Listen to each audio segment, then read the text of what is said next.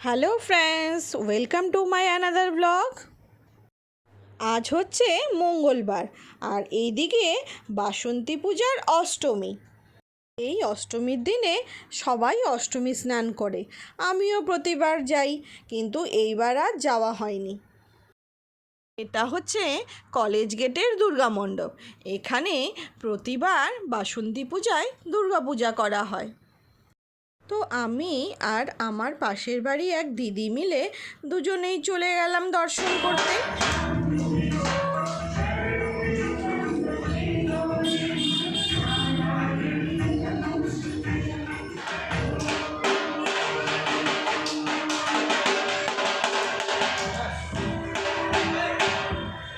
এই যে দেখতে পাচ্ছ বন্ধুরা উপরে কালী মন্দিরটা, এটা হচ্ছে দুর্গা মন্দিরের উপরে নতুন করে বানিয়েছে। এইবার দুর্গাপূজাতে এটা ওপেনিং করেছে। খুব সুন্দর মন্দিরটা দেখতে, আর যা শান্তি লাগে না ওখানে বসলে। তোমরা যারা গেছো তারা হয়তো নিশ্চয়ই জানো, আর যারা যাওনি তারা একবার গিয়ে দর্শন করে এসো, খুব শান্তি লাগে মনে। দাঁড়াও মন্দিরটা ঘুরে তোমাদেরকে দেখাই।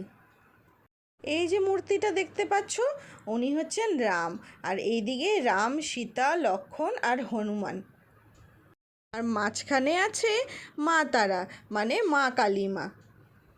আর ভিডিওতে যে তোমরা দেখতে পারলে ফার্স্টে, ওটা হচ্ছে শ্রীকৃষ্ণ। আর মাঝখানে দেখতে পেলে কত বড় হাবন কুণ্ড, এখানে যজ্ঞ হয়। সেই অমাবস্যাতে খুব সুন্দর বড় করে যজ্ঞ হয়। আর এমনিতেই মন্দিরের পরিবেশ আমার খুব ভালোই লাগে।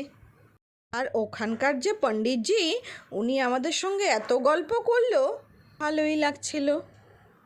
উনি হিন্দিভাষী ছিলেন। উনি আমাদেরকে বললেন, টাইম रहते ही भगवान का नाम लेना चाहिए। बुढ़ापे तो कमर दर्द, घुटनों का दर्द, तबीयत खराब है, तो कैसे भगवान का नाम लेंगे। কথাটা কিন্তু উনি মন্দ বলেনি। যাই হোক, ওখানে পুজো সেরে উপরে মা তারার পুজো করলাম, নিচে মা দুর্গার পুজো করে আমরা বাড়ি চলে আসলাম। ইনি হচ্ছেন স্বপ্না বাইডো, আমার পাশের রুমে থাকে। ওই যে তোমাদেরকে বলেছিলাম বিহুতে আমাদের আসামে গামছা দিয়ে আদর সমাদর করা হয়, তাই উনিও আমাদের জন্য কিছু ভালোবেসে উপহার নিয়ে আসলো। এটা কোন জায়গা বলো তো বন্ধুরা? এটা হচ্ছে মালিগাঁও চারিয়ালি। রাত প্রায় 12টা বাজে। আমরা যাচ্ছি জুবিনদার প্রোগ্রাম দেখতে। রাস্তায় এত লোকজন, মনে হচ্ছে দুর্গা পূজা।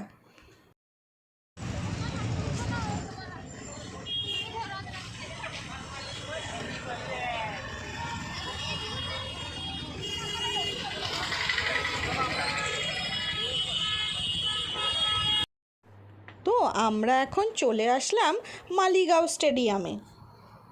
দেখো বন্ধুরা, লোকজনের কি ভিড়, বাপরে বাপ, দাঁড়ানোর জায়গাটুকু পাচ্ছি না।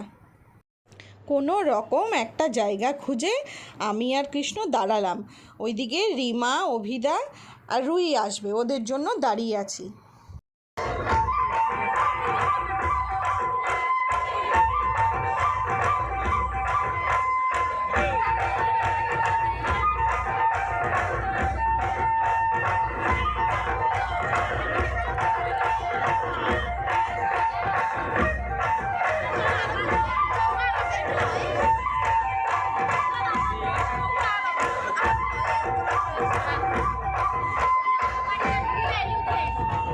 বন্ধুরা দেখতে পাচ্ছ, আমি আর রুই যেখানে দাঁড়িয়ে আছি, এটার নাম কি তোমরা বলতে পারবে?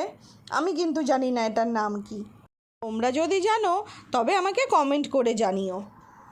আমাদের সময় মানে ছোটোবেলায় তো আমরা এগুলো কখনো দেখিনি, তাই বুড়ো বয়সে রুই আর আমি একসাথে চলে নিলাম। রুই তো সেই মজা পাচ্ছিল, আর আমারও ভালোই লাগছিল। দাঁড়িয়েছিলাম আর মোবাইলটা ঘুরছে এইভাবে, কি সেলফি জোন না কি লেখা ছিল ওরকম একটা।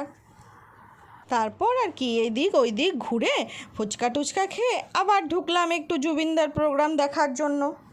তো জুবিনদার তো আর দেখা নেই। সেই 12টা বাজলো, 12:30 বাজলো, 1টা বাজলো, এখন তো আর কৃষ্ণ থাকবে না। বলছে কালকে সকালে ডিউটি আছে, চলো বাড়ি যাব। আর রুইও খুব ঝামেলা করছে। রুই বলছে আমাকে কোলে নাও, নাহলে আমাকে বসতে দাও। আমরা কোথায় বসতে দেবো বলো? এত লোকজনের ভিড়, তার মধ্যে এইভাবে দাঁড়িয়ে থাকা ইম্পসিবল। আর স্টেডিয়ামে যারা বসে আছে দেখতে পাচ্ছ, ওই যে ওরা নাকি দুপুর 2টা 3টা থেকে এসে বসে আছে জায়গা নিয়ে। তো আমাদের তো জায়গা পাওয়ার প্রশ্নই ওঠে না বলো। আর কি করব বলো, আমাদের টাইম ওভার। আমরা চলে আসছি বাড়িতে। বাড়িতে এসে টিভিতেই জুবিনদাকে দেখলাম। কি করব, আর উপায় নেই। তো আজকের মতো ব্লগটা আমি এখানেই শেষ করলাম। সবাই ভালো থাকবেন, সুস্থ থাকবেন। আমার ভিডিওটা ভালো লাগলে লাইক, কমেন্ট অ্যান্ড শেয়ার করে দেবেন। যদি প্রথমবার ভিডিওটা দেখে থাকেন তাহলে সাবস্ক্রাইব করে দেবেন। Tata, bye bye, good night. আবার দেখা হবে অন্য একটা ব্লগে।